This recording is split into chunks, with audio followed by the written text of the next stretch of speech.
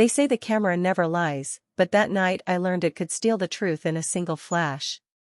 The invitation rested in my hands like a winning lottery ticket, thick ivory cardstock embossed with silver lettering that shimmered beneath the tiny lamp in my apartment. 27 years old, drowning in student loans, unpaid invoices, and dreams stitched together one freelance project at a time, I had never imagined my name would appear on the guest list for Manhattan's most prestigious charity gala. The event celebrated fashion, philanthropy, and success, three words that felt painfully distant from the tiny studio where I spent most nights sewing hems by hand because I couldn't yet afford another industrial machine. My best dress hung from the closet door, pressed 3 times already even though the event was still hours away. It wasn't designer. It wasn't custom. It was mine. Every stitch carried memories of late nights, coffee gone cold, and fingers sore from refusing to quit. Outside my window, October painted the city in gold and amber while taxis filled the streets below with impatient horns. I caught my reflection one last time before leaving. Blonde hair tucked neatly behind my ears. Blue eyes trying to hide equal parts excitement and fear. I whispered to myself that I belonged there, repeating the words until they almost sounded true. Midtown Manhattan glowed beneath thousands of lights when the cab stopped in front of the Grand Monarch Hotel. The sidewalk disappeared beneath a river of crimson carpet stretching toward enormous glass doors where photographers shouted celebrity names with astonishing confidence. Camera flashes burst like tiny lightning strikes, turning night into daylight every few seconds. Luxury cars rolled forward one after another, releasing actors, athletes, business leaders, and socialites dressed in gowns worth more than my annual income. I stepped onto the carpet carefully, smoothing invisible wrinkles from my dress before taking my first breath. The cool October air smelled like expensive perfume, polished marble, and fresh roses arranged along the entrance. Nobody called my name. Nobody recognized me. And honestly, I preferred it that way. I wasn't here to become famous. I was here because one respected editor had quietly noticed my work and believed I deserved one chance to stand among people who usually ignored names like mine. Inside the ballroom, crystal chandeliers scattered warm light across polished floors while a string quartet floated through conversations about investments, film premieres, and charity auctions. Everywhere I looked, confidence seemed effortless. Men wore tailored tuxedos as naturally as breathing. Women laughed without worrying whether anyone judged the price of their shoes. I accepted a sparkling water from a passing server and reminded myself to observe, to learn, to remember every detail that might inspire my next collection. Fashion had never been about expensive labels to me. It was about dignity. About giving ordinary people the chance to feel extraordinary for one unforgettable evening. A familiar voice interrupted my thoughts. Victoria Hale. One of the industry's brightest stars and the woman whose approval could transform unknown designers into household names. She approached surrounded by cameras and assistants, smiling the practiced smile America adored. For one impossible second, I thought she was walking toward me because she recognized my work. My heart climbed into my throat. I straightened my shoulders, lifted my chin, and prepared to introduce myself. I had no idea that within the next 60 seconds, every dream I carried into that ballroom would begin unraveling beneath the brightest lights I had ever seen. Victoria Hale stopped less than 3 feet away from me, her flawless smile bright enough for every camera surrounding her. For one impossible heartbeat, I actually believed she intended to welcome a newcomer into a world that had always seemed locked behind invisible doors. Then her eyes drifted slowly from my face to my dress, lingering just long enough for the photographers to notice. The conversations around us softened. Camera shutters multiplied. Every instinct inside me whispered that something had changed. Victoria tilted her head with polished curiosity. "That design looks familiar," she said loudly enough for nearby reporters to hear. "Did you happen to borrow inspiration from my exclusive collection, or did someone simply forget originality tonight?" A few people laughed. Not cruelly at first. More like guests enjoying harmless entertainment between champagne toasts. Heat climbed into my cheeks. I forced myself to smile because I had spent my entire career learning that panic only made ambitious women appear guilty. Actually, I answered carefully, I designed this gown myself over the last 4 months. My voice remained steady even though my pulse hammered against my ribs. Victoria lifted one perfectly shaped eyebrow before glancing toward a fashion blogger already recording on her phone. How fascinating, she replied. Because it resembles sketches that never left my private studio. Gasps rippled through the crowd. I blinked in confusion. I had never seen her sketches. I had never met anyone from her design house. Every pattern I owned filled a single worn notebook sitting back in my apartment beside an aging sewing machine. Yet doubt spreads faster than truth whenever expensive cameras are involved. Microphones suddenly appeared in front of me. A young reporter asked whether I had any response to accusations of copying. Another wanted to know how an unknown freelancer managed to receive an invitation to such an exclusive event. Their questions came faster than I could answer. My throat tightened. Every explanation sounded weaker inside my own head before I even spoke it aloud. I searched the ballroom for the editor who had invited me, but she had disappeared into the growing crowd. Guests who had smiled politely only minutes earlier now stepped aside as though uncertainty itself might be contagious. I could almost hear opinions forming before words were spoken. Unknown designer. Convenient coincidence. Probably another publicity stunt. Victoria sighed dramatically, offering the cameras an expression of graceful disappointment that looked perfectly rehearsed. I only hope young designers remember that integrity matters more than attention, she said before accepting another round of sympathetic nods. She never directly called me dishonest. She did not have to. The implication landed harder than any accusation. Someone near the back quietly applauded her statement.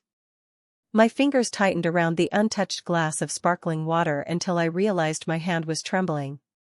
I carefully placed it on a passing tray before I accidentally embarrassed myself even further. The ballroom suddenly felt 10 degrees warmer. The chandeliers that had looked magical moments earlier now seemed painfully bright, exposing every uncertain breath I took. I wanted to leave. I wanted to disappear before another photograph captured the expression I could no longer hide. But the moment I turned toward the exit, another explosion of camera flashes illuminated the entrance. Conversation stopped all over again. People instinctively moved aside without being asked. Whatever had just happened around me was instantly forgotten. Every eye shifted toward the tall man walking through the grand doors in a perfectly tailored black tuxedo. He did not wave. He did not smile. He simply entered the room with the quiet confidence of someone who never needed permission, and somehow the entire ballroom adjusted itself around his presence before I even learned his name. The first thing I noticed was the silence. Not complete silence, because crystal glasses still clinked softly and the string quartet continued playing somewhere beneath the enormous chandeliers, but it was the strange silence that happens when hundreds of people suddenly decide the same person deserves their attention. I followed everyone else's gaze toward the entrance. He looked like he belonged to another world entirely. Tall, broad-shouldered, perfectly composed, Damian Blackwood walked through the ballroom without appearing impressed by any of it. His black tuxedo fit with effortless precision, every step measured, every movement calm. He did not search for attention. Attention simply found him. Men twice his age paused mid-conversation. Executives who had been laughing only moments earlier straightened their jackets before greeting him with respectful nods. Even the photographers lowered their voices, calling his name with unusual restraint instead of desperate excitement. I had never met him before, yet somehow I recognized the expression shared by everyone around me. It was not admiration alone. It was respect mixed with caution, the kind usually reserved for people whose influence reached far beyond boardrooms and newspaper headlines. Someone beside me whispered, "That is Damian Blackwood." Another answered almost immediately, "He never misses this gala. The foundation is one of his largest charitable investments." I knew the name. Everyone in New York did. Billionaire investor. Private philanthropist. Owner of an international logistics empire. Newspapers loved writing about his business success while somehow revealing almost nothing about the man himself. Interviews were rare. Public appearances even rarer. Rumors surrounded him constantly, but verified facts seemed impossible to find. Damien accepted greetings with brief handshakes and polite nods before continuing deeper into the ballroom. There was no dramatic entrance, no rehearsed smile for the cameras. He carried himself with quiet certainty, as though he had nothing to prove because everyone else had already accepted who he was. I looked away first. My own problems still waited for me. Victoria had already resumed charming reporters while I stood alone near one of the marble columns pretending I had somewhere important to be. My invitation suddenly felt heavier inside my evening purse. Maybe I should leave before another headline decided my career was over before it had truly begun. I reached for my phone, hoping to request a ride home before the internet transformed tonight into something impossible to escape tomorrow morning. The screen lit up with notifications. Someone had already uploaded a video. Another tagged my name beneath a photograph. A fashion account asked whether I had copied a celebrity designer. My stomach tightened. It had taken less than 10 minutes. 10 minutes for strangers to build opinions about a woman they had never met. I slipped the phone back into my purse before I could read another word. My eyes drifted across the ballroom one last time, searching for the nearest exit instead of another opportunity. That was when I realized Damien Blackwood had stopped walking. Not completely. Just enough to glance in my direction. It lasted no more than a second, maybe two. His expression did not change. No curiosity. No judgment. No sympathy. Just careful observation, as though he had noticed something everyone else had overlooked. Then one of the foundation directors approached him with a welcoming smile, drawing him into conversation. I exhaled quietly, almost laughing at myself for imagining the moment mattered. Why would a man like him pay attention to an unknown designer standing alone after an embarrassing misunderstanding? I lowered my eyes and took one step toward the exit. Behind me, I heard footsteps changing direction across the polished marble floor. Slow. Unhurried. Deliberate. They were coming closer. The footsteps stopped beside me before I found the courage to turn my head. A subtle scent of cedar wood and fresh linen replaced the perfume that filled the ballroom. "Miss Bennet," the deep voice said calmly, "you are leaving rather early." My heart skipped once. He knew my name. I looked up into the steady blue-gray eyes of Damien Blackwood, close enough now to notice the faint silver woven into the dark fabric of his tie and the quiet confidence that surrounded him like invisible gravity. Every conversation within 20 feet seemed to dissolve into whispers. I searched for the right response, but every sentence I rehearsed vanished beneath the weight of the moment. "I think I have stayed long enough," I answered with the smallest smile I could manage. "Some evenings simply end earlier than expected." His gaze lingered for a brief second before shifting toward the reporters gathered near Victoria Hale. He did not ask what had happened. He did not pretend not to know. Somehow that made me trust him more than another empty apology would have. "Interesting," he said quietly. From where I was standing, it seemed the evening ended for everyone else the moment they decided to stop listening. I blinked, surprised by the remark. Before I could answer, one photographer noticed him speaking with me. The flash exploded across the marble floor. Another camera followed. Then another. The room reacted almost instantly.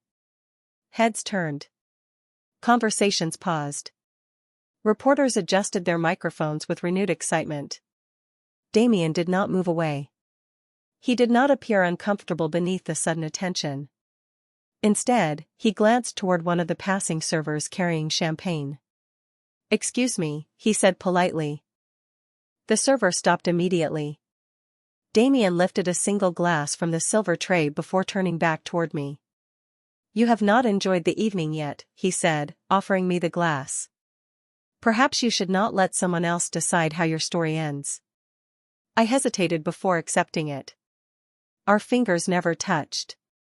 Even so, the simple gesture felt strangely significant. The cameras continued flashing. Somewhere across the ballroom I heard another reporter whisper my name again, only this time the tone sounded completely different. Curious instead of dismissive. Damien raised his own glass slightly, acknowledging the photographers without posing for them. It lasted no more than a few seconds, but it was enough. The image had already been captured from every possible angle. Billionaire Damien Blackwood standing beside the unknown designer everyone had been criticizing only minutes earlier. Victoria Hale noticed us almost immediately.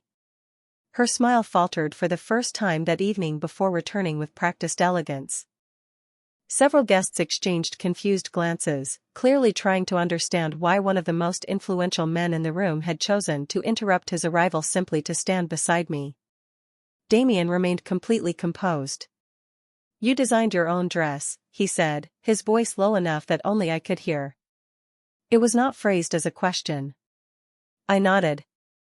Every stitch. He studied the embroidery near my sleeve with genuine attention rather than polite obligation. "The hand finishing is exceptionally clean," he observed.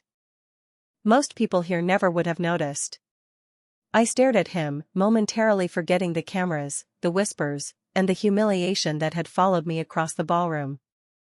No one else had looked at my work. They had looked at the rumor surrounding it. He had looked at the craftsmanship. That difference settled somewhere deep inside me. Before I could thank him, one reporter stepped forward and called out loudly, "Mr. Blackwood, are you and Miss Bennet attending together tonight?" The ballroom fell silent again. Every face turned toward him, waiting for an answer that even I did not know. Damien did not answer immediately. He simply looked at the reporter with the same calm expression he had carried since entering the ballroom, allowing the silence to stretch just long enough for every camera to remain fixed on him. I could almost hear my own heartbeat beneath the distant music. Then the corner of his mouth lifted into the faintest hint of a smile. "We are attending the same event," he replied evenly. "The rest is your interpretation." A ripple of laughter moved through the crowd, but it was followed by something far more dangerous than amusement. Speculation.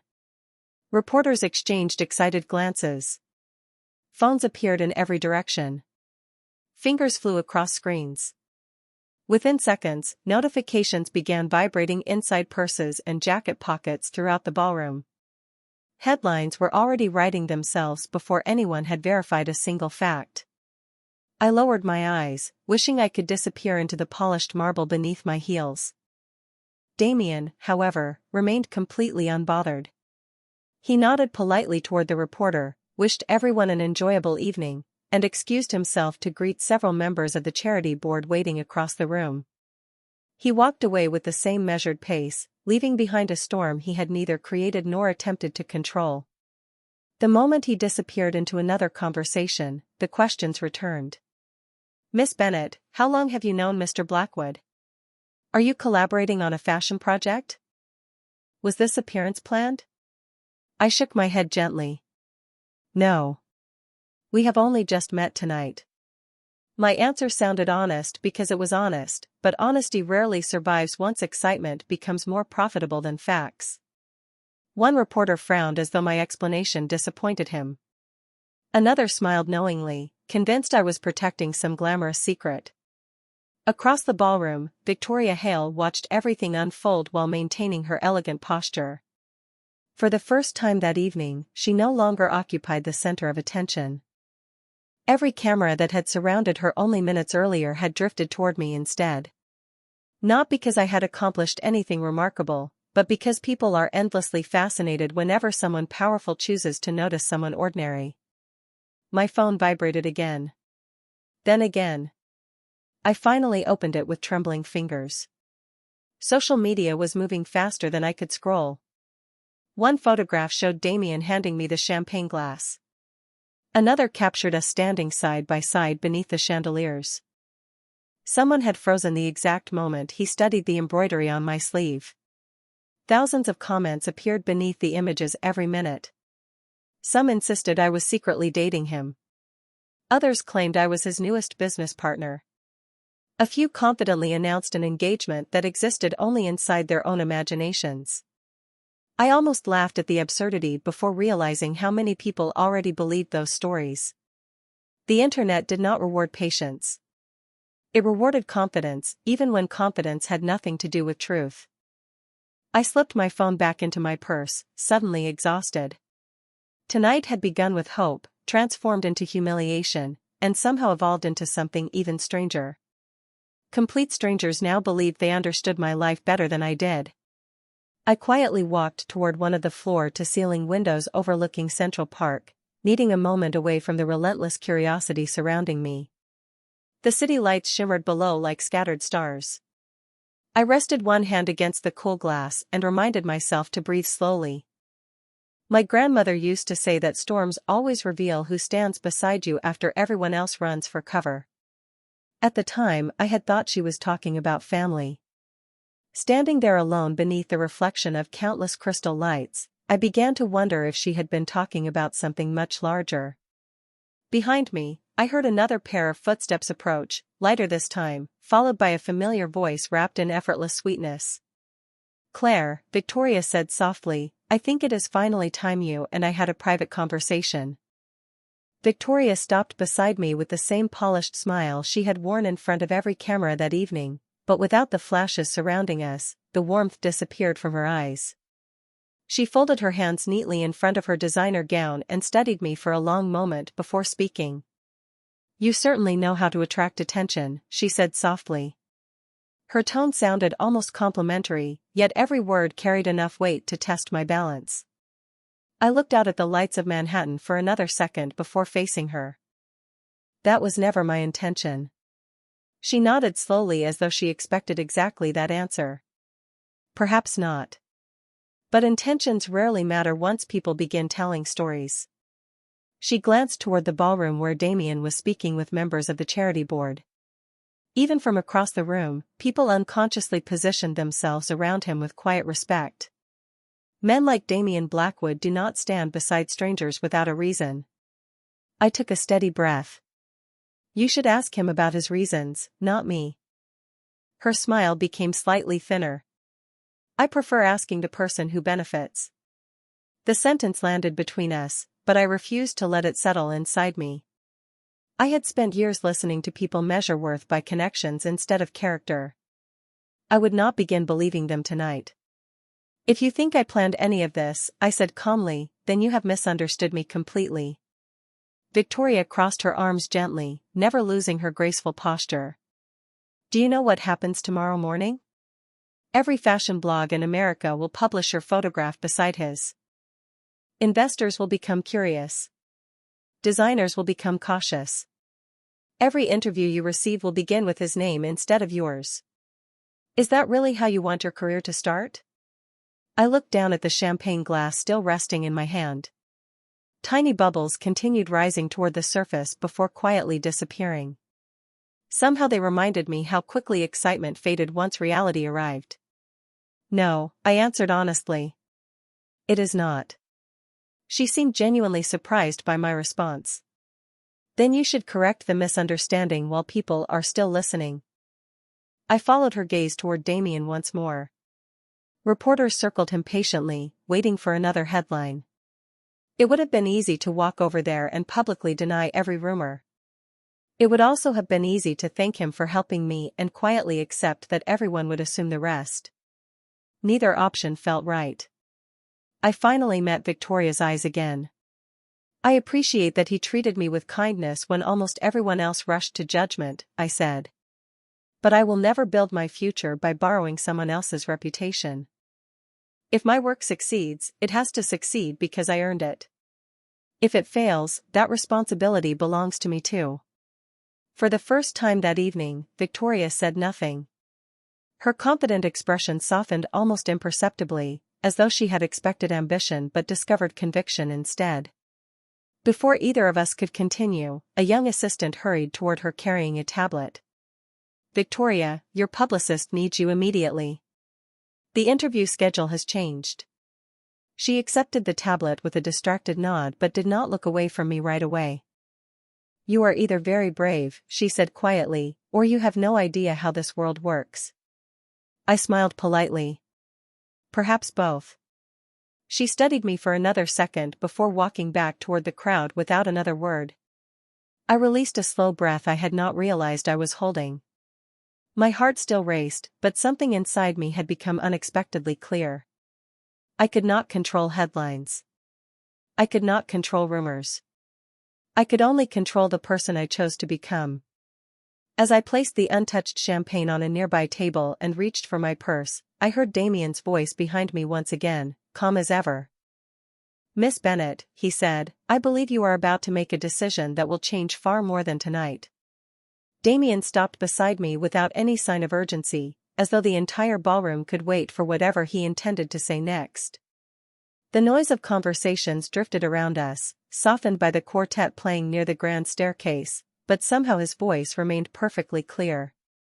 "Most people leave because they are embarrassed," he said. "You are leaving because you refuse to let someone else define you. There is a difference." I looked at him carefully, wondering how a man I had known for less than 15 minutes could sound so certain. "You make it sound simple," I replied. "It is not." He nodded once. "No. It rarely is." For a brief moment neither of us spoke. The silence felt comfortable rather than awkward, a rare thing in a room filled with people competing to be heard. I finally gathered the courage to ask the question that had followed me ever since he walked across the ballroom. "Why did you stop beside me?" His eyes rested on mine without hesitation. "Because everyone else was looking at the story. I was looking at the person." The answer caught me completely off guard. He continued before I could respond. "People with experience learn to separate noise from substance. Tonight there has been plenty of noise." I lowered my gaze to the embroidered sleeve of my dress. "You do not know anything about me." "Not yet," he admitted. "But I know craftsmanship when I see it. I know confidence that does not need to announce itself. And I know the expression of someone who would rather lose an opportunity than lose self-respect." His words settled quietly inside me because they described exactly what I had been trying to protect all evening. I smiled faintly. "Then allow me to disappoint you." One of his eyebrows lifted slightly. "How so?" I took a slow breath before answering. "I appreciate your kindness more than I can explain. But I cannot allow people to believe I am standing here because of you. I spent years trying to build a career with my own hands. I cannot trade that for a rumor, no matter how flattering everyone else believes it is." Around us, more cameras continued watching from a respectful distance, waiting for another photograph. Damien glanced toward them briefly before returning his attention to me. There was no frustration in his expression. If anything, he seemed unexpectedly thoughtful. "Most people would welcome the attention," he observed. "Most people would," I agreed. "I am not most people." The smallest smile appeared on his face, genuine this time. "No," he said quietly. "You are not." I reached into my purse and removed the invitation that had meant so much only a few hours earlier. The edges were slightly bent from being carried all evening. When I received this, I thought tonight might open the right door. I looked around the magnificent ballroom one last time. Now I think the wrong door simply opened first. Damien folded his hands behind his back, studying me with the same calm focus he had shown since we met. "You believe walking away proves your independence. Does it not?" I asked. He considered the question for a moment. "Sometimes leaving is courage. Sometimes staying is." I smiled politely. "Perhaps. But I need people to remember my designs before they remember your last name." His eyes remained fixed on me for another quiet second before he gave a respectful nod that felt almost like approval. "That," he said, "is probably the wisest sentence I have heard all evening." Before I could answer, the master of ceremonies stepped onto the main stage and tapped the microphone. The ballroom gradually fell silent as guests turned toward the enormous projection screen behind him. "Ladies and gentlemen," he announced warmly, "before tonight's charity auction begins, we have a very special surprise recognizing one remarkable emerging designer whose work has quietly impressed several anonymous supporters." My heart froze. I had not submitted anything for recognition. Then my own name appeared across the giant screen in bright white letters. For one terrifying second I believed someone had made a mistake. My name glowed across the enormous screen in elegant white letters while hundreds of faces turned toward me all at once. The string quartet faded into silence, replaced by warm applause that sounded distant, almost unreal.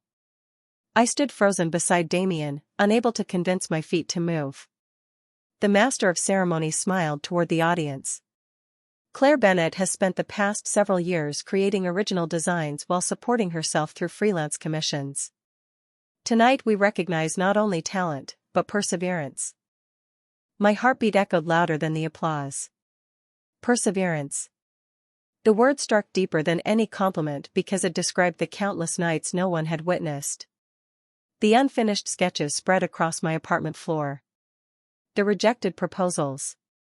The weekend sacrifice to clients who barely remembered my name after paying their invoices. I had dreamed of hearing those words someday, just never like this. A spotlight settled gently over me, making escape impossible. Damien looked at me without speaking. There was no expectation in his expression, only quiet encouragement. I drew one slow breath and stepped toward the stage. Every heel click against the polished marble sounded impossibly loud. The audience parted politely as I walked between rows of perfectly dressed strangers. Some smiled with genuine kindness. Others whispered behind careful hands. I knew exactly what they were wondering. Had I earned this recognition, or had Damien Blackwood somehow arranged it? The question lingered over every congratulatory glance. I accepted the Crystal Award from the presenter with both hands, forcing myself to remain composed. Before I could return to my seat, another voice interrupted from the front row. Victoria Hale rose gracefully, microphone already in hand. Her smile remained flawless. "Congratulations, Claire," she began, earning another round of polite applause. "I believe everyone appreciates discovering new talent. However, since transparency is important in our industry, perhaps you could share when your relationship with Mr. Blackwood began. It might help young designers understand how quickly success can happen." The ballroom became perfectly still. She had not accused me of anything directly. She had asked an innocent-sounding question wrapped around a dangerous assumption.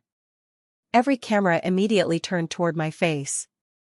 I could feel hundreds of eyes waiting for embarrassment, denial, or panic. I glanced toward Damien. He remained exactly where I had left him. Calm. Silent. He made no move toward the stage. He did not interrupt. He did not rescue me from the moment. Somehow that quiet restraint gave me strength. I stepped closer to the microphone and wrapped both hands around the Crystal Award to stop them from shaking. "Mr. Blackwood and I met this evening," I said clearly. A wave of murmurs spread through the room. I continued before anyone could interrupt. "He showed me courtesy when I needed it most, and I will always appreciate that. But if anyone believes this recognition belongs to him instead of the years I spent working for it, then I respectfully decline the award." Gasps echoed throughout the ballroom. Even I could not believe the words had left my mouth. Carefully, I placed the crystal trophy back onto the podium. "Recognition only has value when people trust how it was earned," I continued. "If there is doubt tonight, I would rather keep my integrity than accept applause."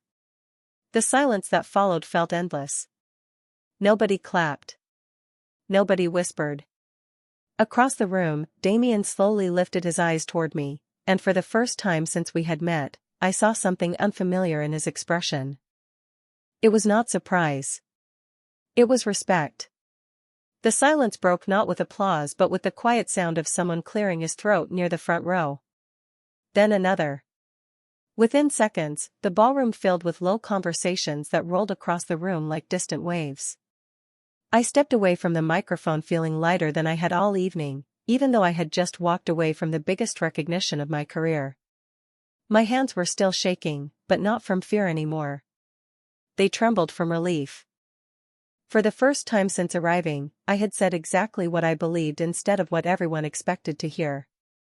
As I descended the small staircase from the stage, the master of ceremonies looked as surprised as everyone else. He hesitated before carefully lifting the crystal award from the podium. "Ladies and gentlemen," he said with a thoughtful smile, "I believe we have just witnessed something rarer than success. We have witnessed character." A few people began clapping. Then more joined them. The applause grew steadily, no longer polite or obligatory but genuine. It was not nearly as loud as the applause celebrities received, yet somehow it felt far more meaningful.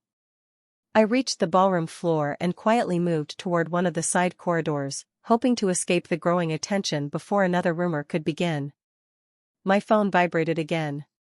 Then it vibrated almost continuously. Against my better judgment, I looked down at the screen. The comments had changed. The same people who had questioned my integrity an hour earlier were now sharing short video clips from the stage.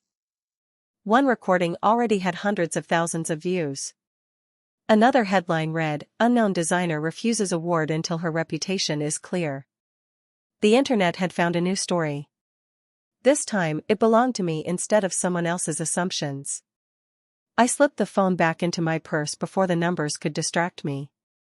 As I reached the quiet hallway outside the ballroom, I heard another voice behind me. "Miss Bennet." I smiled without turning around. "You seem to appear whenever I think the evening cannot become more complicated." Damien stopped beside me with the faintest trace of amusement in his eyes. "Perhaps that is becoming a habit." I leaned gently against the marble wall, suddenly aware of how exhausting the night had become. "I hope you understand that none of what I said was directed at you." "I know," he answered immediately. "You were protecting something far more valuable than an award." I studied his expression carefully. "Most people in your position would have been offended." He shook his head. "Most people in my position have spent too much of their lives surrounded by those willing to trade principles for opportunity. It becomes remarkably easy to recognize someone who refuses." His words settled over the quiet hallway with unexpected warmth.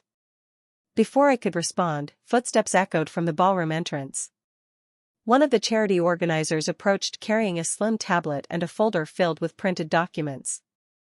She looked slightly breathless, as though several conversations had happened all at once. "Miss Bennet," she said, "I owe you an apology." I blinked in confusion. "For what?" She opened the folder and carefully removed several design sketches. "My sketches." Every page carried dates, digital registration numbers, and official submission records. "Our review committee completed an internal verification only moments ago," she explained. "These were submitted to us nearly 6 months before the sketches from Victoria Hale's upcoming collection. The similarities everyone discussed tonight do not point toward your work copying hers." My heartbeat stopped for a single impossible moment. The organizer looked genuinely embarrassed. "If anything," she continued quietly, "the timeline suggests the opposite. We are now trying to understand how that happened." I stared at my sketches without reaching for them. The familiar pencil marks, the coffee stains in the corners, even the tiny note I had written to myself reminding me to shorten one sleeve by half an inch were all there. They were pieces of countless ordinary evenings spent alone in my apartment, never imagining they would become evidence instead of memories. The charity organizer handed the folder to me carefully. "Every submission to our emerging designer program receives a secure digital timestamp," she explained. "When the controversy began tonight, our legal team reviewed the archive. Your work was verified within minutes." I slowly turned another page, finding the confirmation email I had nearly forgotten about after months of hearing nothing. The date sat there in black ink, impossible to argue with. Damien remained quietly beside me, saying nothing, allowing the facts to speak for themselves. "Does Victoria know this?" I finally asked. The organizer hesitated. "Not yet. We wanted to verify everything before making any public statement." Before I could answer, another staff member hurried down the hallway carrying a tablet. "You need to see this," he said, holding the screen toward us. A video had appeared online less than 5 minutes earlier. It was security footage from backstage before the gala began. The recording showed me arriving alone, checking in with event staff, then waiting patiently while volunteers directed guests. Several minutes later, Victoria entered through a separate entrance surrounded by assistants. The footage confirmed something important. We had not spoken. We had not crossed paths. There had been no opportunity for confrontation before she publicly questioned my integrity. The organizer sighed quietly. This eliminates several rumors already spreading online. Another notification appeared on the screen before anyone could speak. Someone had uploaded an interview recorded 6 months earlier at a small fashion workshop in Brooklyn. I watched my younger self standing beside a rack of unfinished garments, describing the exact embroidery pattern that now appeared in the disputed design. I had spoken about finding inspiration in vintage botanical illustrations and my grandmother's handmade quilts. The audience at that workshop had been fewer than 30 people. No television cameras. No celebrities. Just aspiring designers encouraging one another. Yet someone had recorded the presentation and uploaded it that very evening. The timestamp matched everything inside the folder. I closed my eyes for a brief second, overwhelmed not by victory but by gratitude. The truth had existed all along. It had simply taken longer to reach the spotlight than the rumor did. Damien looked at the tablet before quietly returning it to the staff member. Truth is patient, he said. Reputation rarely is. I nodded slowly. I almost walked away believing I had to defend something that was never actually lost. He looked at me thoughtfully. Sometimes the hardest part is waiting for evidence to catch up with character. Those words stayed with me because they explained the entire evening better than anything else could. Suddenly the ballroom doors opened again. One of the event directors stepped into the hallway with visible urgency. Claire, she said, the board has reached a unanimous decision. We would like to correct the record before the gala concludes. The statement will be made live in front of every guest and every news outlet still covering the event. I glanced toward the ballroom where the applause from the charity auction drifted into the hallway. Just an hour earlier I had wanted nothing more than to escape those cameras forever. Now the opportunity stood in front of me again, not as a reward but as a chance to let the truth speak without anger, without revenge, and without becoming the kind of person this night had tried so hard to convince me to be. The ballroom felt different as I walked back through its towering doors. The same chandeliers still scattered warm light across polished marble. The same orchestra still filled the room with elegant music. The same camera still waited beside the stage. Yet everything had changed because I was no longer carrying uncertainty. I was carrying proof. Conversations slowed as guests noticed me returning alongside the event director. Some recognized the folder in my hands. Others simply followed the movement with quiet curiosity. Damien remained a few steps behind me, never trying to stand beside me unless I invited him to. It struck me that true confidence never needed to lead every room. Sometimes it simply allowed someone else to have their moment. The master of ceremonies stepped back to the microphone once more. Ladies and gentlemen, he announced, before we continue tonight's program, our review committee would like to address an important matter regarding one of our emerging designers. The ballroom gradually settled into complete silence. Every reporter lifted another camera. Every phone rose into the air. The event director accepted the microphone and spoke with measured clarity. She explained the submission timeline, the archived digital records, and the independent verification completed only minutes earlier. Then she held up copies of the official documents for the media to photograph. Our findings confirm that Claire Bennett submitted her original work several months before any comparable public collection. Earlier assumptions made this evening were not supported by the evidence. We sincerely apologize to Miss Bennett for allowing speculation to overshadow verified facts. A wave of whispers swept across the room. I could see expressions changing almost in real time. Doubt becoming surprise. Surprise becoming reflection. The cameras that had once searched my face for embarrassment were now recording something entirely different. The event director turned toward me with genuine warmth. Miss Bennett, if you are willing, we would be honored to present your recognition once again. Every eye shifted toward me. I slowly walked back onto the stage, carrying the same steady heartbeat that had helped me refuse the award earlier. This time I accepted the crystal sculpture without hesitation. Not because the trophy had become more valuable, but because the truth had finally caught up with it. Before leaving the microphone, I paused for a moment. "Thank you," I began softly. Tonight reminded me that assumptions travel much faster than facts. I could spend my time proving people wrong, or I could spend my time becoming the kind of designer whose work eventually speaks louder than any rumor. I looked across the audience, finding Victoria standing quietly near the front. She did not look angry.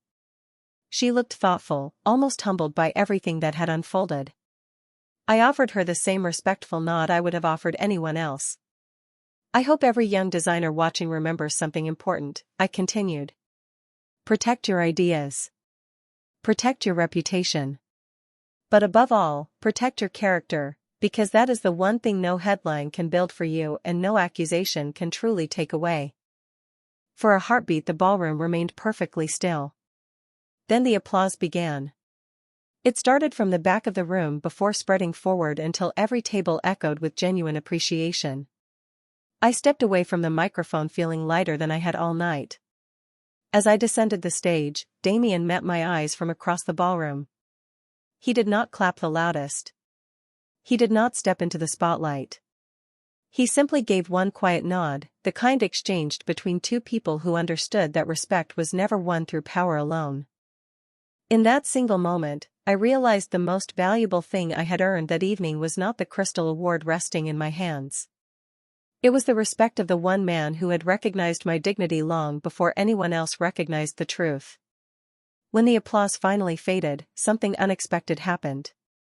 No reporter rushed toward the stage with another sensational question. No one shouted accusations across the ballroom. Instead, the room settled into a rare kind of quiet, the kind created when people realize they have witnessed more than an event. They have witnessed a lesson. I stepped away from the spotlight carrying the crystal award with both hands, almost afraid to squeeze it too tightly. It no longer represented recognition alone. It represented every ordinary day that had led me there. Every sacrifice. Every rejection. Every moment I had wondered whether anyone would ever notice the work behind the finished dress. As I reached the ballroom floor, someone called my name. I turned to find Victoria Hale walking toward me without cameras surrounding her for the first time that evening. She had dismissed her assistants. Her publicist remained several steps behind, giving her the space to continue alone. The confidence that usually defined her had softened into something quieter. She stopped in front of me and looked directly into my eyes. There was no performance left in her expression.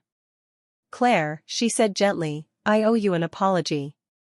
The nearby conversation slowed once again. A few reporters instinctively lifted their cameras, but this time no one interrupted. Victoria took a slow breath before continuing. "I allowed assumptions to become stronger than facts. Whether I intended to or not, my words damaged your reputation before anyone knew the truth. That should never have happened." I listened without speaking. It would have been easy to enjoy the moment. It would have been easy to demand more, to remind everyone how quickly they had judged me.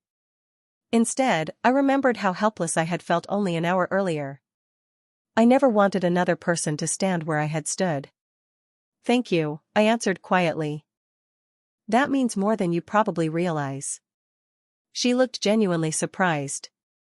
"You are not angry?" I smiled faintly. I was hurt. There is a difference. For the first time that evening, Victoria smiled without the polished perfection expected by magazine covers. It was smaller. More human. "I hope someday we can speak again under better circumstances." I nodded. "I would like that." She extended her hand. I accepted it without hesitation. The cameras captured the handshake, but they could never record what mattered most. Forgiveness is almost silent. It rarely creates headlines, yet it changes people in ways arguments never can. The applause returned, quieter than before but somehow warmer. Across the ballroom, several young designers who had attended the gala approached one by one. Some congratulated me. Others simply thanked me for speaking honestly on stage. One young woman admitted she had almost abandoned her own portfolio after hearing the accusations earlier that evening. "Watching you refuse the award," she whispered, "reminded me why I started designing in the first place." Her words stayed with me longer than the applause ever could. I realized that courage spreads the same way fear does. One decision quietly encourages another. As the orchestra resumed playing and the charity auction continued, the ballroom slowly returned to its elegant rhythm. Yet nothing felt quite the same anymore. People were speaking to one another instead of about one another. Conversations centered on creativity instead of rumors. Even the atmosphere seemed lighter beneath the crystal chandeliers. I glanced across the room and found Damien watching everything unfold from a respectful distance. He had never stepped forward to fight my battle. He had simply believed I was capable of winning it myself. Somehow that quiet confidence had become the greatest gift anyone had offered me that night. Just as I began walking toward him, his phone vibrated once. He glanced at the screen, read a single message, and for the first time all evening, the calm certainty in his eyes gave way to thoughtful surprise. The message remained on Damien's screen for only a second before he locked the phone and slipped it back into his pocket. Whatever he had read could wait. Instead of returning to the conversations that naturally followed him wherever he went, he continued walking toward me with the same quiet confidence that had changed the course of my evening without ever demanding credit for it. I smiled as he stopped beside me. "Business can wait?" I asked lightly. He glanced toward the ballroom where executives, donors, and reporters continued filling the room with elegant conversation. "The city has survived without me for several hours," he replied. "I believe it can survive a few more minutes." I laughed softly, surprised by how natural the moment felt after everything that had happened. We walked together toward the enormous windows overlooking Central Park. Outside, Manhattan shimmered beneath countless lights stretching toward the horizon. Inside, crystal chandeliers reflected across the glass until the city and the ballroom seemed to exist in the same beautiful picture. "When I arrived tonight," I admitted, "I thought success meant being noticed." Damien rested one hand lightly against the marble window frame. "And now?" I looked down at the crystal award resting carefully in my hands. "Now I think success means still recognizing yourself after everyone else has tried to define you." He nodded slowly, as though the answer confirmed something he had suspected all along. That lesson took me considerably longer to learn. I turned toward him with genuine curiosity. "Someone like you still worries about what other people think?" A faint smile crossed his face. "Not what they think.